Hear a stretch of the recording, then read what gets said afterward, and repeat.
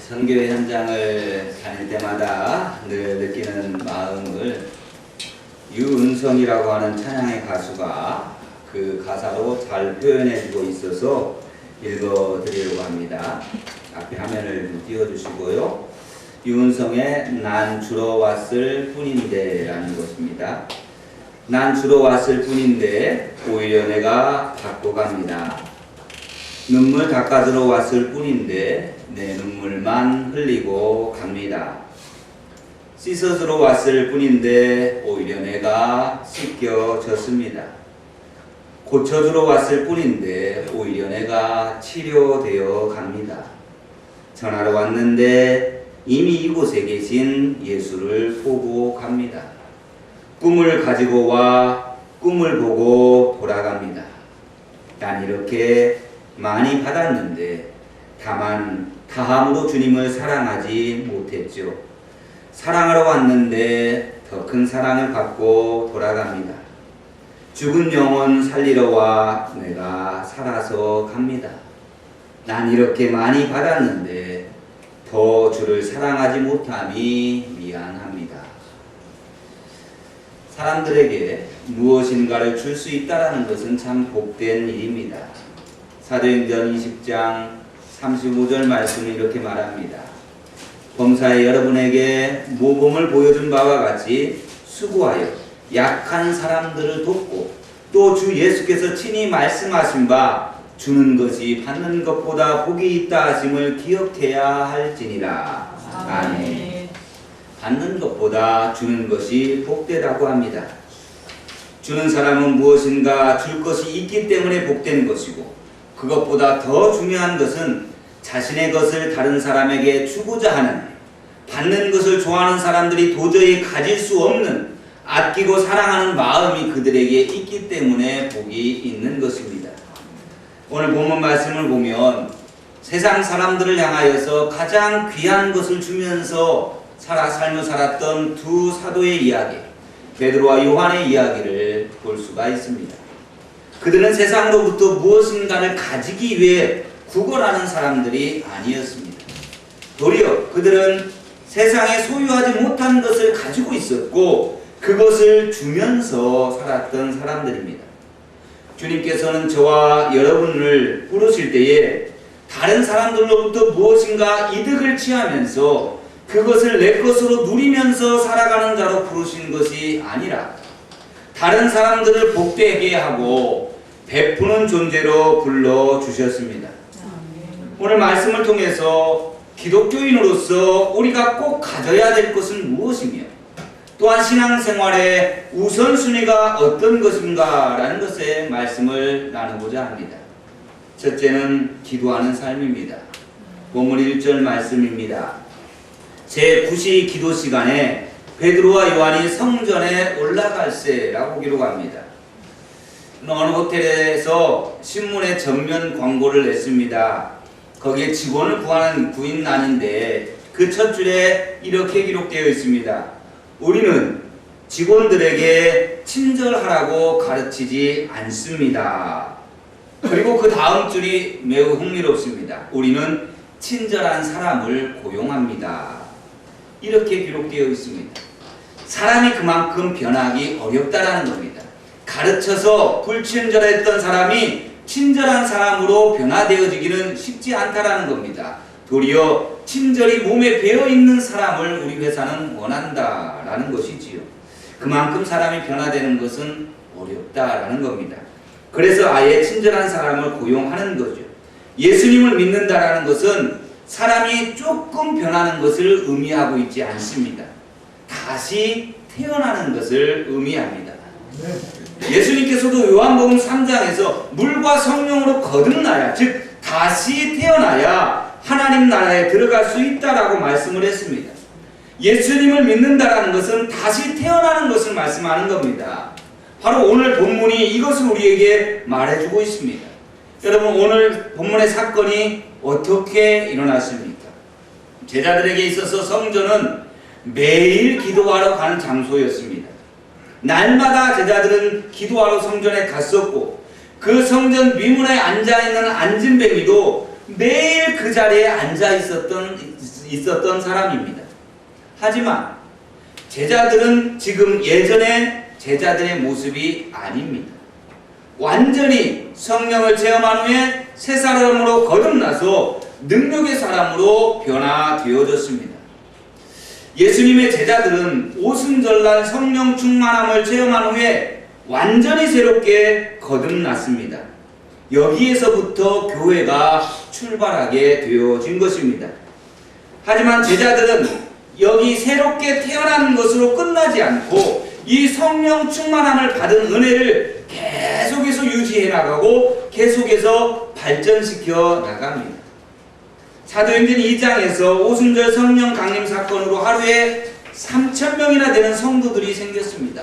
새 가족이 3,000명이 늘어났습니다. 이때 예수님의 제자들은 무엇을 했을까요? 어떤 일에 분주하고 어떤 일을 하면서 삶을 살았을까요? 아마 3,000명의 성도가 하루아침에 불어난 그 이전의 삶과 그 이후의 삶은 비교도 되지 않을 만큼 바빴을 겁니다. 새로 거듭난 새 가족들에게 하나님의 말씀을 날마다 가르쳐야만 했고, 그리고 수많은 그 성도들을 신방하면서 그들의 형편을 도와야만 했습니다. 하지만 그들의 우선순위는 그곳에 있지 않았습니다. 바로 다른 곳에 있었습니다. 그것이 바로 기도였습니다. 사도행전 3장이 바로 이 기도로 시작하는 것입니다. 여러분은 기도에 얼마나 우선순위를 두고 살아가시고 계십니까? 요즘 목사님들과 만나서 이야기를 하다 보면 현대 그리스도인들에 대한 안타까움을 참 많이 느끼게 됩니다. 옛날에는 참 신앙이 좋았는데, 옛날에는 참 열심히 뛰어났는데, 옛날에는 참 기도 열심히 했는데, 지금은 무슨 이유와 핑계를 대면서 신앙생활을 잘 못하고 있는 성도들이 많다라는 겁니다. 그리고 또한 예전보다 영성이 많이 떨어졌다라는 사실을 나눕니다. 그런데 더 안타까운 것은 자신의 그 영성을 위해서 아무것도 하고 있지 않는다라는 것입니다. 그런데 초대교회 제자들은 그렇게 하지 않았습니다. 오순절날 받은 그 강력한 성령 체험을 가지고 남은 인생을 그거 하나 가지고 살려고 하지 않았다라는 것입니다. 그것을 유지하고 더 성장시키기 위해서 기도 생활을 최우선순위로 두고 삶을 살았다라는 것입니다. 사랑하는 여러분의 삶의 우선순위는 무엇입니까? 일입니까? 가족입니까? 건강입니까? 친구입니까? 영혼입니까? 무엇을 가장 귀중하게 생각하고 살아가고 계십니까? 우리 코카콜라 좋아하죠? 코카콜라의 CEO를 지낸 브라이언 다이슨이라고 하는 분이 1996년에 조지아 공대 졸업식에서 다음과 같은 연설을 했습니다.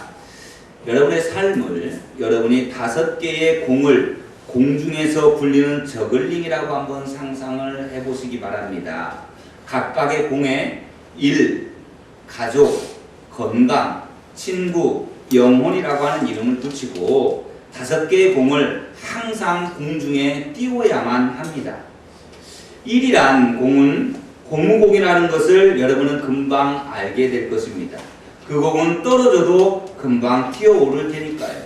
하지만 나머지 4개의 공, 즉 가족, 건강, 친구, 영혼이라고 하는 공은 유리공입니다.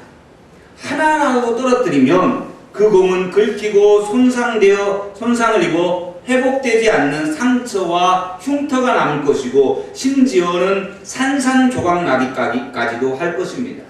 한 번이라도 떨어뜨린 공은 결코 예전과 같지 않을 것입니다.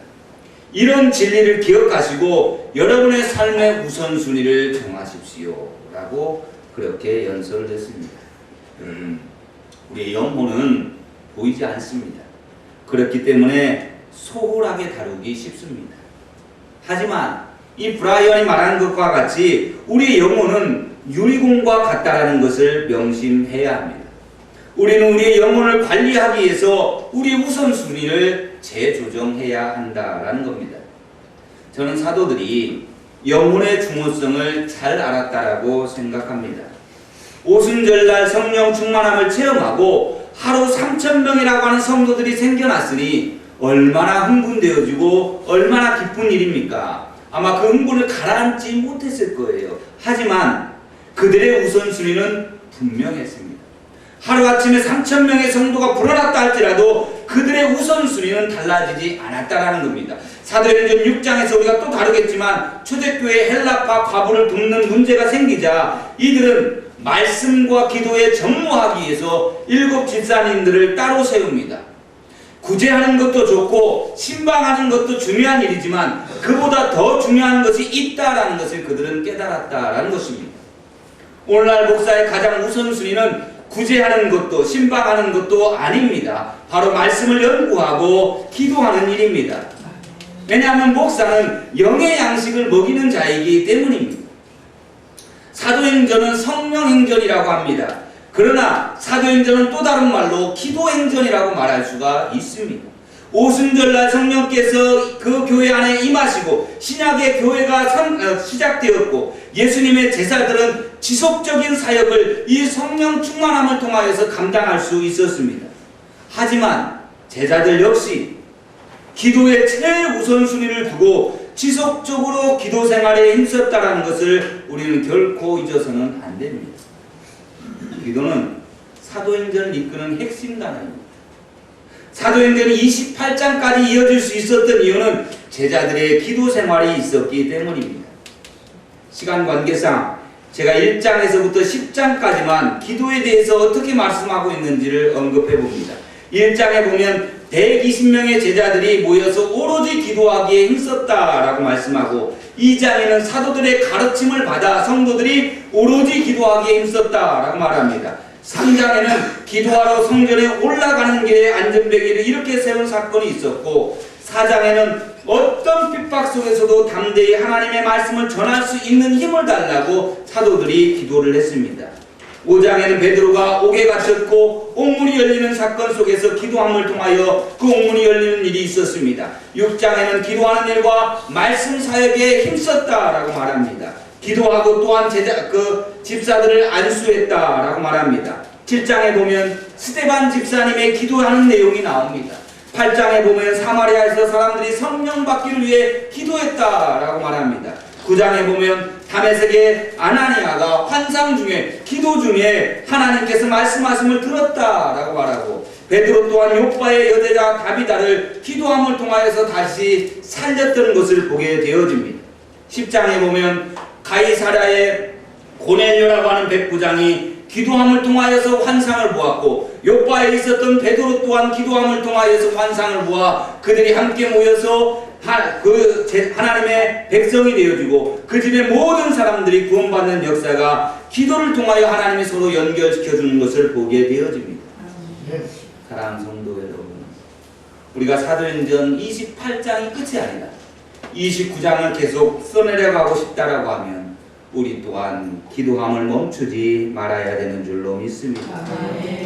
어떤 분들은 기도 하나 안 하나 그것이 그것이고 별 차이가 없던데요 라고 말하는 사람이 있습니다. 그렇게 말하시는 분들이 왜 그런 줄 아십니까? 바로 아무것도 안 하기 때문입니다. 철학자 아리스토텔레스가 한 유명한 말이 있습니다. 비판은 얼마든지 쉽게 피할 수 있다. 아무 말도 하지 않고 아무 행동도 취하지 않으며 하찮은 사람으로 살아가면 비판받지 않을 수 있다 라고 말했습니다. 이 말은 다시 말하면 내가 일을 하고 열심히 일을 하고 열심히 무엇인가를 행동을 취하게 되어지면 그러면 비판의 대상이 될 수밖에 없다라는 겁니다.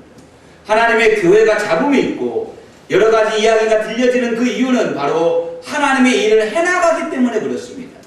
사탄은 가만히 있는 자를 건드리지 않습니다. 그냥 내버려둡니다.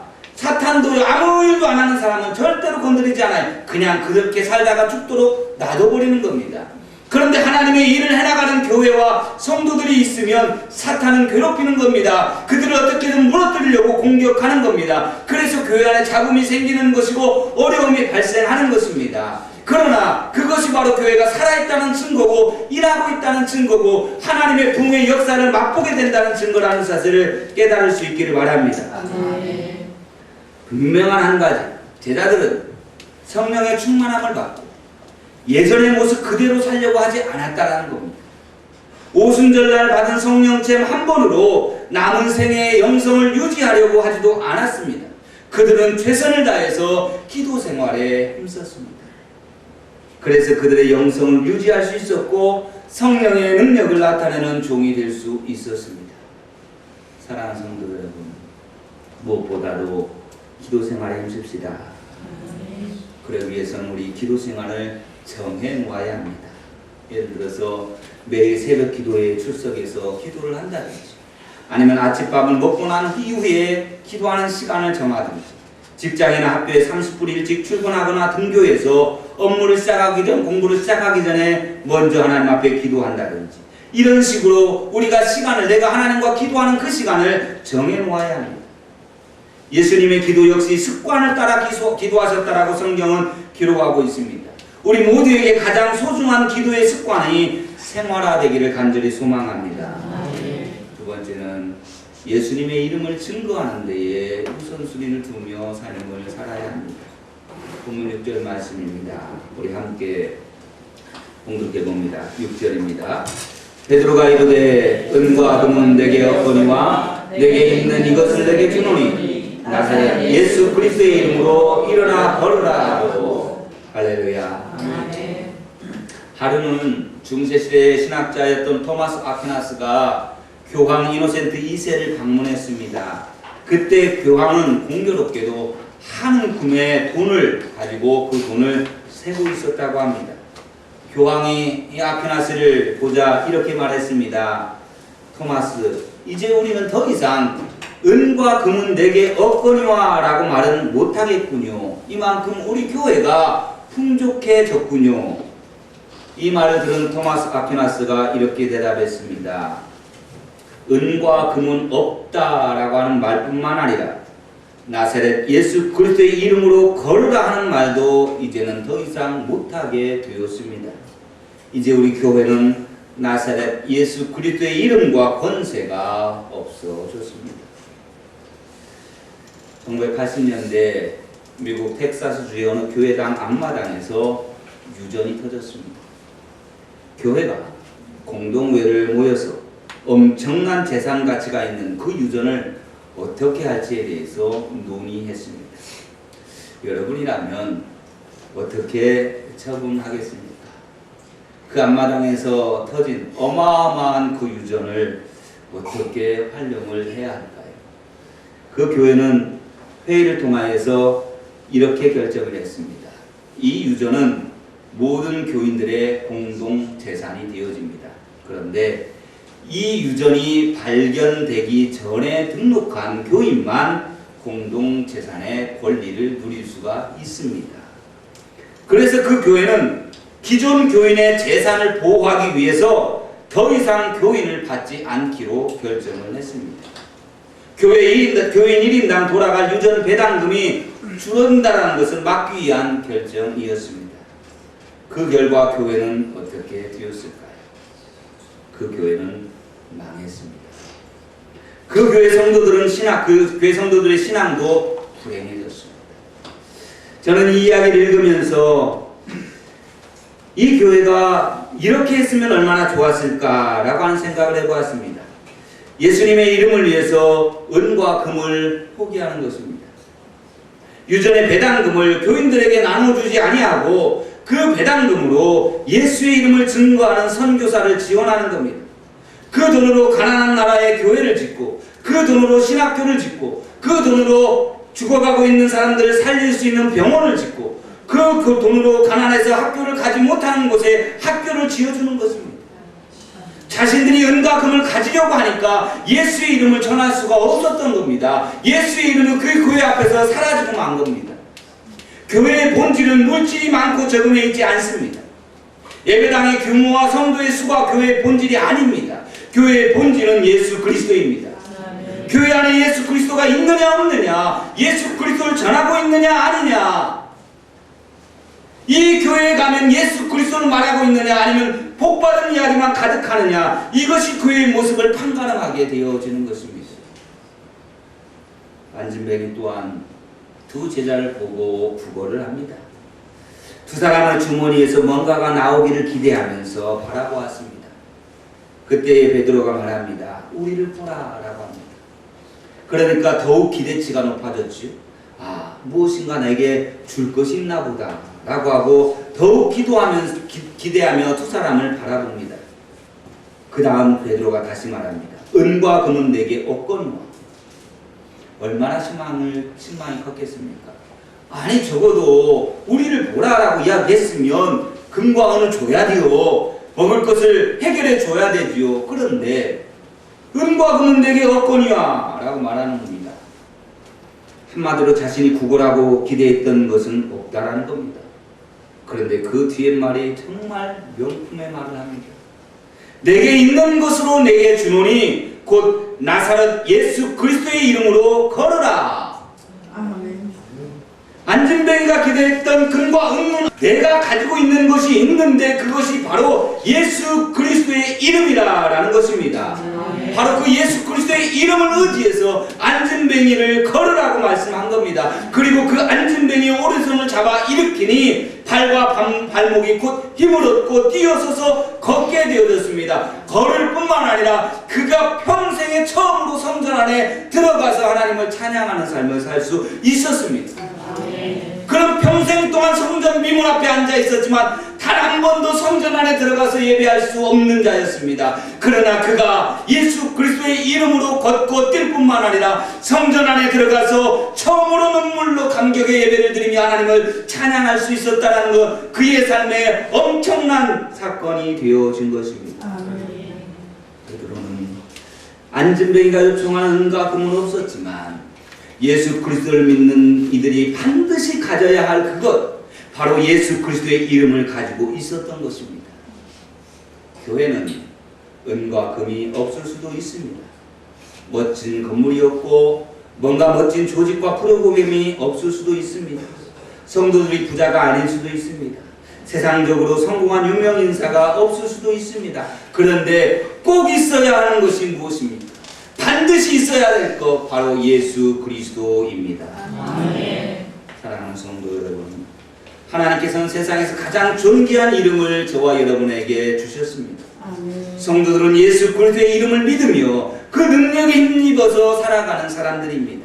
아멘. 빌립보서 2장 10절 말씀은 이렇게 말합니다. 하늘에 있는 자들과 땅에 있는 자들과 땅 아래에 있는 자들로 모든 무릎을 예수의 이름에 꿇게 하시고, 예수 그리스도의 이름이 바로 능력의 이름이다라는 겁니다. 모든 권세가 예수 그리스도의 이름 앞에 무릎을 꿇는다라는 겁니다. 귀신들도 예수님 앞에 나와 무릎을 꿇습니다. 사탄의 강력한 권세도 사람의 이름으로는 이길 수 없지만 예수 그리스도의 이름으로 선포하며 주님을 의지할 때 대적할 수가 있는 것입니다. 아멘.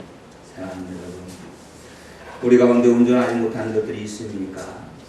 안진뱅이와 같이 하나님께로 가지 못하고 부서지고 상한 것들에 눌려서 살아가는 이들이 있습니까?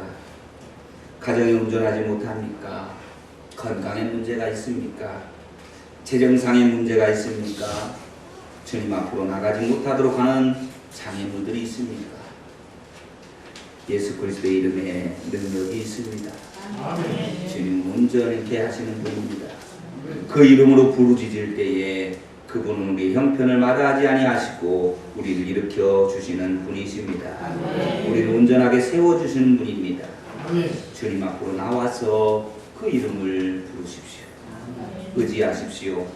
사람을 바라보며 뭔가를 기대하지 마시고 하나님을 바라보며 그 이름을 부를 때에 주님의 살아계신 역사를 경험하게 될 줄로 믿습니다. 아멘. 또한 예수 그리스도의 이름을 믿는 이들의 사명은 바로 예수 그리스도의 이름을 세상에 증거하며 베드로와 같이 쓰러진 세상의 사람들을 온전하게 일으켜 세우는 일입니다. 베드로와 요한에게 사람들이 몰려왔습니다. 두 제자를 보면서 경이적으로 바라보았습니다. 그때 두 제자가 이렇게 말합니다. 이것은 우리의 능력이나 우리의 경건으로 이 사람을 걷게 한 것이 아닙니다. 이 일을 하신 분은 바로 예수 그리스도이십니다. 이것이 바로 믿음이라는 겁니다. 내가 한 것이 아니라 예수 그리스도께서 하심을 믿고 선포하는 행동, 이것이 믿음인 줄로 믿습니다. 어떤 목사님 목회를 시작하면서 1년 동안 어떤 분이 기도 제목을 가지고 기도 요청을 하시면 그 자리에 함께 기도하지 못했다고 합니다. 그 대신에 제가 그 기도 제목을 알았으니까 제가 따로 기도할 테니까 돌아가십시오라고 그 문제를 가지고 혼자서 기도를 했답니다. 왜냐하면 현장에서 기도하다가 만약 기도했는데도 그 기도가 응답되지 않으면 어떻게 하냐라고 하는 그 걱정 때문에 그 앞에서 기도해 주지 못했다라는 거예요. 그 기도 제목을 받아서 혼자 따로 기도하고 있는데 주님이 강하게 음성으로 때리시더랍니다. 네가 하는 것이냐? 내가 하는 것이지. 여러분, 우리도 이런 염려를 가지고 살아가고 있지는 않습니까? 하지만 예수 그리스도의 이름에 권세를 주셨다고 해서 그 일들을 우리가 하는 것이 아닙니다. 우리가 예수 그리스도의 이름을 믿는 것은 그 이름만이 구원의 이름이며 우리를 온전하게 하는 이름인 것을 믿는 것입니다.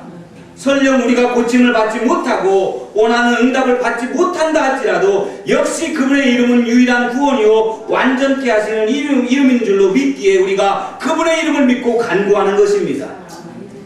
저와 여러분들은 부르짖는 자이지 치유하는 자가 아닙니다. 하지만 우리가 주님의 이름을 믿고 부르짖을 때에 선하신 우리 주님께서 그 부르짖음에 주님의 뜻대로 응답하여 주실 줄로 믿습니다. 말씀을 정리합니다. 사랑하는 여러분, 예수 그리스도의 이름은 단순히 우리가 알고 지내는 그 이름으로 끝나는 것이 아닙니다. 그 이름을 믿고 그 이름을 힘입어 부르짖을 때에 주시는 능력을 체험하면서 살아가라고 주신 것이 바로 예수 그리스도의 이름입니다. 그것을 체험하며 삶을 살아가는 사람을 그리스도인이라고 말하는 것입니다. 우리 교회가 이 세상에 줄 수 있는 것은 은과 금이 아닙니다. 우리 교회가 이 세상에 줄 수 있는 오직 한 가지, 그것은 예수 그리스도의 이름입니다. 다른 것은 다 없어도 우리의 삶에 예수 그리스도는 있어야 합니다. 그리고 그 이름의 능력을 경험하는 믿음과 삶을 살아가야 합니다. 내게 있는 것을 내게 주노니 은과 금은 비록 내게 없을지라도 내게 있는 것을 네게 주노니 라고 말하며 예수의 이름으로 안전뱅이를 일으켰던 그러한 기적 같은 역사가 저와 여러분의 삶에 우리 꿈의 교회 안에 이루어지기를 주님의 이름으로 축원합니다. 이 시간에 함께 기도합시다. 하나님, 소재인데요.